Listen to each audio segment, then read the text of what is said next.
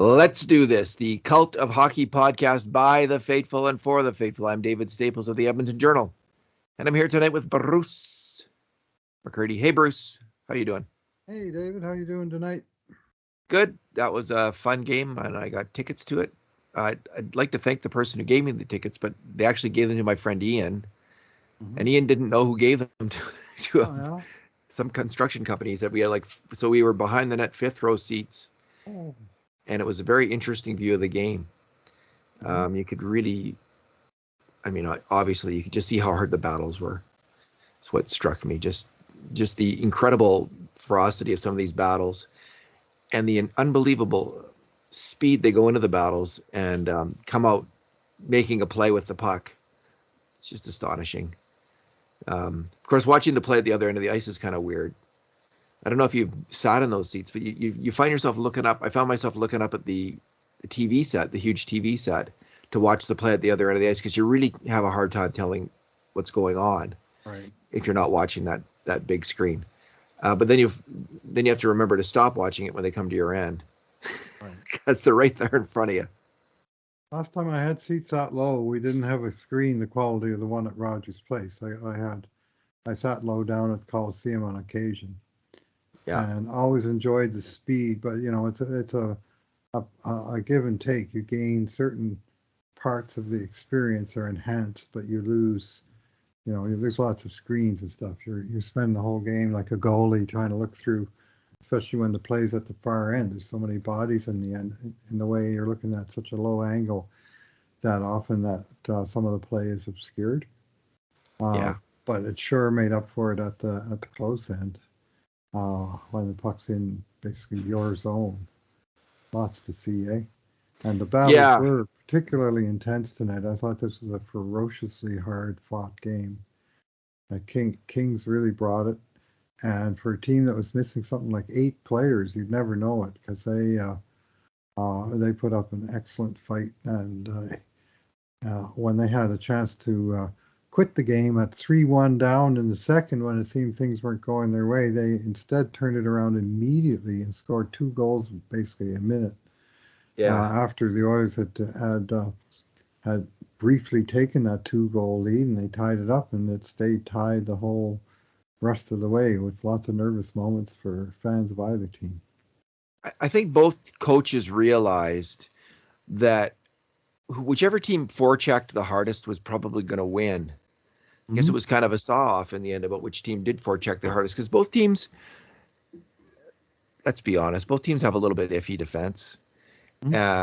LA's defense was hampered by the fact that Drew Doughty and Sean Walker and Mikey Anderson, he's a good hockey player. And I think even one other guy were out. So they were missing a lot of players on defense, 8 regulars, I guess, in all. Mm-hmm. And it just struck me like the whole idea of that game, get the puck in their end and just forecheck the hell out of them. And that's what was going on. It was fierce. I agree, Bruce. This game had a lot of feeling of it, like a playoff game intensity. They were really going for it. And the grade A shots for the game were 17 for the Oilers, 15 for the Kings, and the 5 alarm shots, which are 33% plus chance of going in, 9 for the Oilers and 5 for the Kings. Now the Oilers had 3 of those grade or 5 alarm shots in overtime, all off the stick of Connor McDavid right at the end of the game. So in regular time, it was pretty much a complete saw-off. And good for the Kings to put up such a battle in Edmonton's rink with so many regulars missing. You can't help but be impressed by players like Anze Kopitar. And they've got some good young players, Bruce, coming up. Kempe's a good player. He was dangerous, I thought. Sean Dursey really impressed me. Such a smart young defenseman with the puck. Made a number of really nice plays. I wasn't watching particularly to see if he made mistakes in the defensive end on goals against. Maybe he did on a lot of the chances against, but I thought Bjorn Foot and him looked really good. So LA's got some talent, unfortunately, Bruce. They've got a Yeah, lot of talented players. they have old talent and they have young talent. They do. Good for them. Good for them. Way Yep. to rebuild that franchise fairly quickly. Well, it seems quickly to me, but maybe not to LA Kings fans. Bruce, let's do our two good things, two bad things, and two numbers. What's your good thing? Okay, we're going to split the goods on this game. I'm going to go with Connor McDavid as my good thing. He had a goal and assist tonight, including his 100th point of the season. The first NHLer to reach that milestone, and he's done now 5 times in the last 6 years. Only missing when he had 97 points in the year he came off his bad knee injury, and the season was shortened to 71 games, and he still got 97 points in 64 games. Well, it took him, this game 68 to get to 100 this year, but there he is leading the league in scoring again. And I thought he was a major threat for big parts of this game in the overtime, as you mentioned, with several great shots and a couple of near misses where he tried to set up teammates for shots that didn't quite get on the net. And he was, I just thought, very dynamic in this game. And he had, 8 shots of his own over the course of 24 minutes and 32 seconds, which was the high among Edmonton forwards. And just, he kept bringing it. And he had, the only play he made that I wasn't a fan of was on the first period power play when they finally got a power play, second period power play, I should say.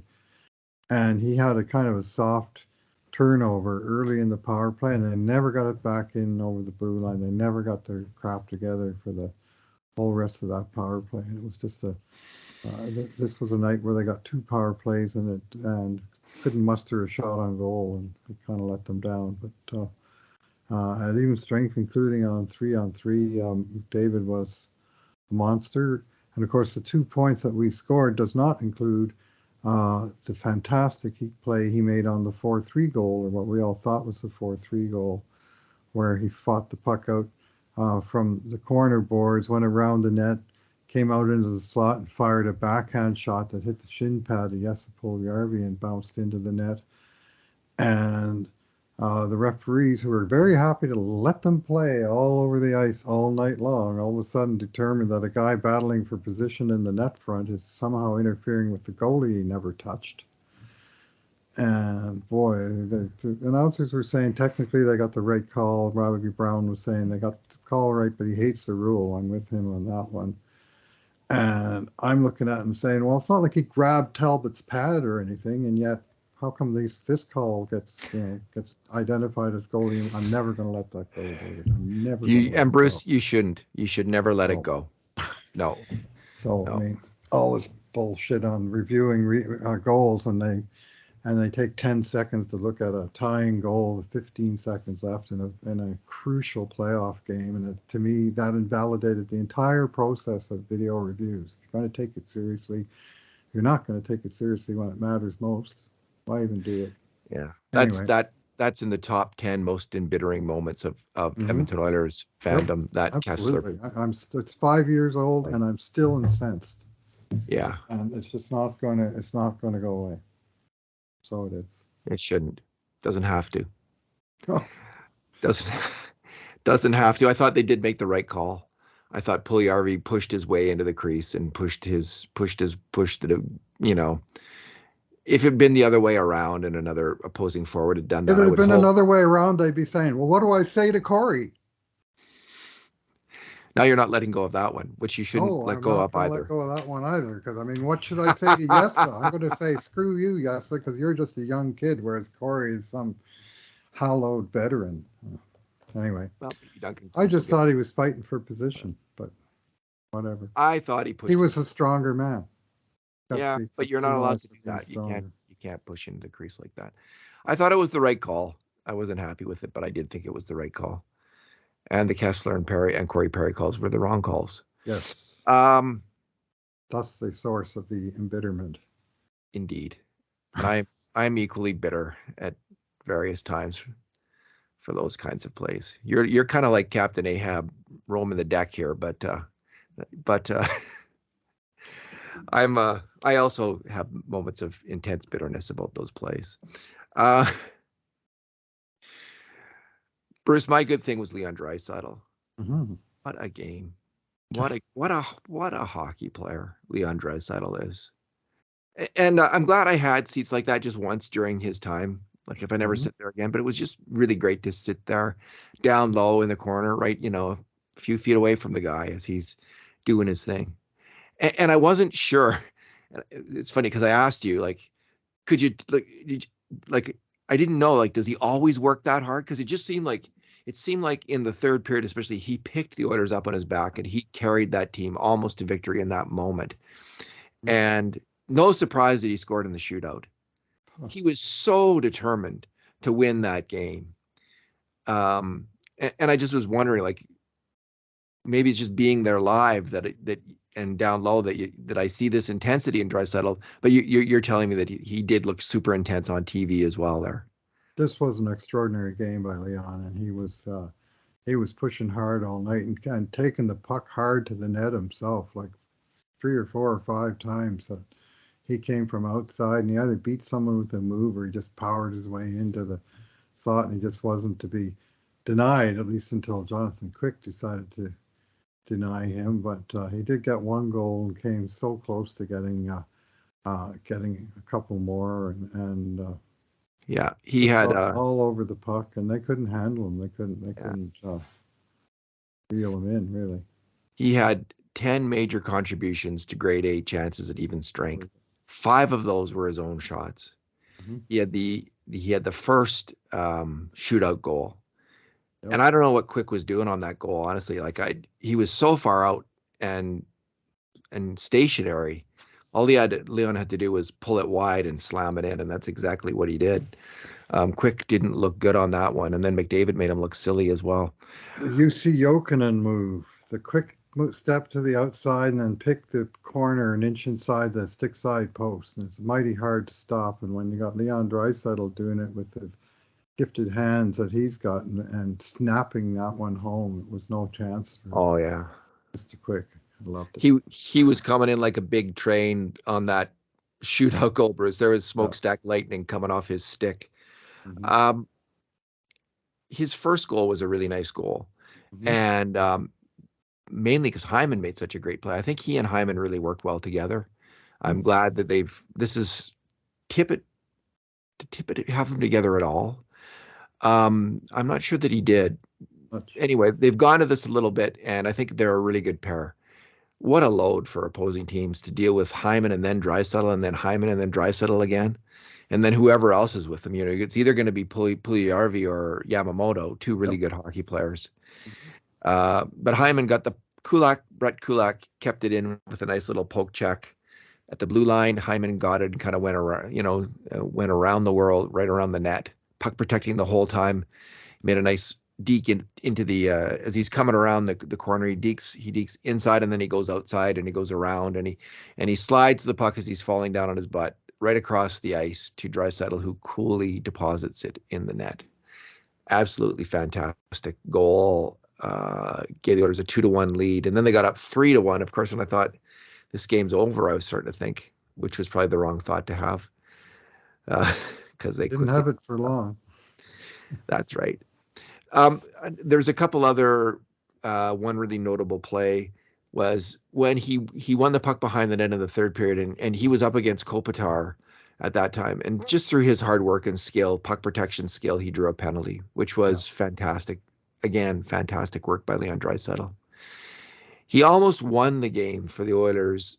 3 minutes left in the third period. He comes charging in there and bowls his way past the defenseman. Like, it didn't look like that play was there, but he made it happen and spun and got a wicked backhand shot on net on Quick. And then Yamamoto jumped on the rebound and slammed it. And I thought slammed it home, but Quick managed to make the save. Just a fantastic individual effort by Leon Draisaitl and a nice follow through by Yamamoto Too bad it didn't end in a goal. That would have been the best way to end that particular hockey game right then, in that moment with 3 minutes left. To take away any points at all from the LA Kings would have been mighty fine. But this is the Leon Draisaitl that we saw in the 2017 playoffs when he was the best player on the Oilers, certainly in the Anaheim series. Clefbaum also was fantastic those playoffs. We haven't really seen him in the playoffs take over, Bruce, I don't think, like the way he did against Anaheim. And I'm still hoping to see that, hoping to see that this year. If they get to the playoffs, I think they will. I want to see Leon do that again and again and again. I want to see him take games and win games for the Edmonton Oilers. And that's what he did tonight. He took that game and he won that game for his team, I think. And he's capable of doing that. Connor McDavid is as well. They have two players who are. That's what I was thinking heading into the third. Yep. We've got two players. They always still have these two players, and this is their time to do that. And this is why I have confidence in this team, that this team can go far into the playoffs. They have these two players. They can do these things. The supporting cast isn't bad, but it's time for these two players to take this team on their backs, haul them to victories, and that's what Leon Draisaitl did tonight. Yeah, well, both guys scored during the regulation game, and then both guys scored again in the shootout. So yeah, there's your game breakers breaking the game. So kudos to both men tonight. They were outstanding. What's your bad thing, Bruce? I'm going to go with the 3-2 goal. This came just right on top of Edmonton establishing a 3-1 lead, and it extended what to me is a horrible pattern. Maybe this is just something that happens to all teams all the time every season, but it seems like the Oilers score a goal and then the very next shift they're in trouble in their own end, and sometimes they give one up, sometimes their goalie bails them out or the other team blows a chance or something, but it just doesn't seem like they can have that stabilizing shift to sort of get the improved score on the board for a while and sort of establish, okay, this is a 2-goal game now, and they just couldn't hold it. And it was quite a horrendous turnover by Evan Bouchard down in the corner when a King, I don't know, David, do you think he heard footsteps? That was the impression I got. The guy was taking a bit of a run at him, and Evan just chipped the puck into the middle of the, and he did get hit anyway, but he chipped the puck into the middle of the ice where LA jumped all over it, and the puck came back to, who scored that? Was that Byfield? Byfield in the slot, and Draisaitl tried to make a desperation check of him. Right, it was a tough one in that the turnover happened fast, and Draisaitl got a piece of Byfield's shot, and that helped to fool Koskinen. And it actually was a strong defensive effort by Leon, but he lost the battle against a very big, strong young man who's going to be a force for the Kings for a lot of years to come, is my take. And it just happened so fast on top of the 3-1. You think, come on. Yeah, that was bad. You got the lead. Don't just give him a freebie. It wasn't quite a freebie, but it was some pretty soft hockey from a couple guys on the ice, and unfortunately, young Bouchard was the major victim there with a bit of a too casual of a touch of the puck, and boom. Yeah, it looked like he might have been expecting a hit. Although, what I would just want him to do is just bear down in that moment and make that play. Yep. And he's fully capable of doing that. Take the hit. You're going to get hit in this league. Yeah. You want to just get ready for the hit. And now you were in that end, right, where Edmonton attacked in the first. Yeah. And LA scored their 2 goals in the second. Yeah, it happened so fast that it was that particular play happened so fast that it's hard to know what's going on, honestly, when you're at the game itself. Like, all of a sudden, how'd the puck get in the slot is what you're sitting there thinking, like, how did that happen? And now we know. Bruce, my bad thing is the goal that comes just a short time later. And again, it was seemingly kind of casual play. Tyson Barrie, who later saved a goal off the goal line, um, started things off losing a battle behind the net. He just lost a battle behind the net. These things happen, but again, like it seemed like he was in position to win that battle when he lost it. And then Brett Kulak loses a battle at the side of the net, and Nugent Hopkins and he lose a battle in the slot, and I think it's Gunderson slams it in the net just because Lundstrom. Gunstrom, he wanted that goal more than they wanted to stop it. Yeah. That's how I saw it. That he was just more revved up, going for it than they were revved up and going for it. And it's difficult on defense because you're trying to figure out what's going on. Who should you cover? Where's the puck? What should I do? Where should I be? And the offensive players just get the puck and score, right? Like it's in some ways it's easier to be aggressive, I think, on the attack. The defense has to be proactive, reading the play and taking the body ahead of the time. Neither of them were doing that either. So, because it's starting to, bat around in the slot area. So, that was a stinker of a goal against, and crappy defense all around, starting with Tyson Barrie and then extending to the other two players. These are all veteran hockey players. They can play strong defensive hockey, all three. Mm-hmm. They can all have defensive lapses. Any NHL players can. But, with veterans, this is the moment for these veteran players. They are with these two superstar players. And again, it's incumbent on them, I think, to all bear down and just start to get super serious about slot defense and taking the man, making that their religion in the slot area. So that guy doesn't have a chance to get to that puck because someone's blocking him out. Yeah, well, they came up on the short end of. That was classic heavy hockey by the Kings. I mean, the guy that came in on Barrie. Barrie might have had a slight lead to getting to the puck, but the guy just basically ran him over. Yeah. Behind the net, just overpowered him. And similar happened to Kulak. And then, I was doing this grade A shot since you were at the game, and I scored at a simple lost battles by all three of Barrie, Kulak, and Nugent Hopkins. And that's your defensive triangle in close to your own net. And all those battles occurred like around, beside, and right in front of the net. And the shot that he scored on was like 4 feet or something. Like he was just right in, almost inside the blue paint. So a little discouraging to see one go in so fast after they made it 3-2. But yeah, it's very discouraging.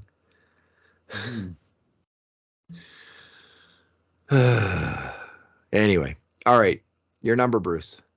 Yeah, I'm going to go with the number 1.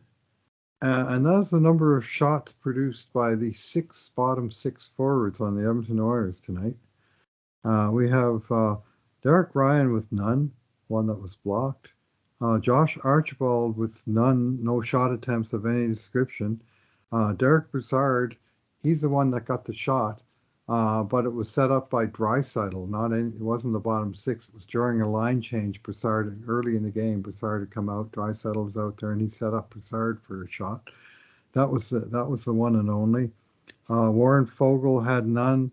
Ryan McLeod had none, and Ryan Nugent-Hopkins had none. So that's 2 entire lines of players. Now, they didn't have a ton of minutes, but they got their shifts, 6 to 12 minutes each kind of thing, and more for Nuge, who played lots of special teams. 1 shot, So the Oilers' top 2 lines absolutely carried play and dominated when they were out there, but when they were on the bench, the rest of the roster just didn't pick it up, and -2. The Archibald, Brassard, Nugent-Hopkins line were victimized for 2 goals against, and they had nothing going on offensively. So sort of 6 minutes of even strength for Brassard and Archibald, 2 goals against. Well, Archibald did have some nice hits early in the game. Like on the same shift, I think he had 2 big ones. And then on that same shift, though, at the end, he was late getting to block the point shot. The real key hockey play. Because he run the guy into the side wall. Yeah, Second guy, the first hit was great. Like he really crunched the guy center yeah, ice, and it was well timed, and it delivered a message. The second one, he kind of ran out of position to try and hammer a second guy, and when the puck got worked to the point, his point man, the guy had an open shot, and it wound up getting tipped on the way in, I think by Bouchard, because they originally credited the goal to 34 there, Arthur Kaliev, the hot shot rookie, and they took it yeah. away from him, and I'm sure it hit something in the slot, so I think it went in off of Bouchard and found a tiny hole in Koskin's armpit. That was Huh. discouraging too to start the game, but it I was hope it hit something because if Koskinen Archibald. had just Well, let that in, yeah, it I went don't know. through two players in front for sure, but I'm pretty sure it hit. It hit some. I thought Kaliev got it, but took it Yeah, away. But whatever. That was uh, in part due to Archibald not being in the right spot. yeah, it was.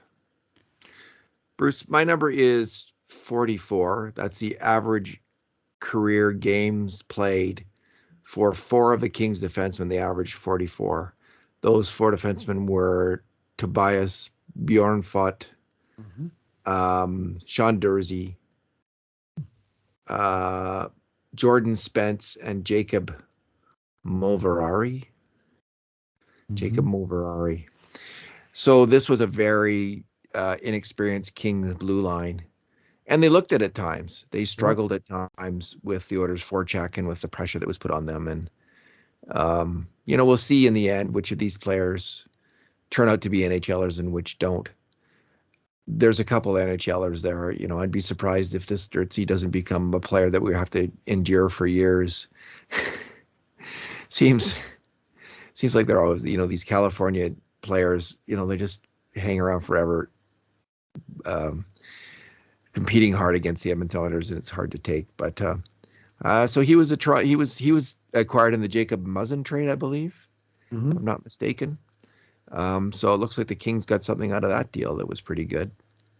I think that's where it was. I should probably Okay. Google that. But yeah, they some talented players there. Some performing at a high level now. But Amanda, they missed Drew Doughty and Mikey Anderson. Anderson's such a good hockey player. He really surprised me at his strength. So I don't know when those guys are coming back, but hopefully not too soon. Yeah, well, there's every chance these two teams could meet up in the playoffs, and so in some ways you can look at tonight's game and say, well, Edmonton was completely healthy, and LA was missing like 8 guys off their team, and the game was in Edmonton. The Oilers really should have won it, and they didn't.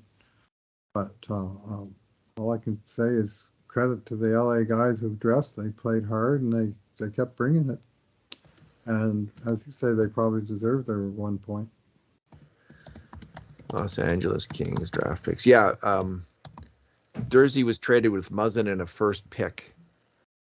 Or excuse me, Dursey and a first pick from Toronto Right. for Muzzin. And I just want to see who they took with that first pick. Did the LA Kings in 2019? Looks like they probably took Tobias Bjornfot.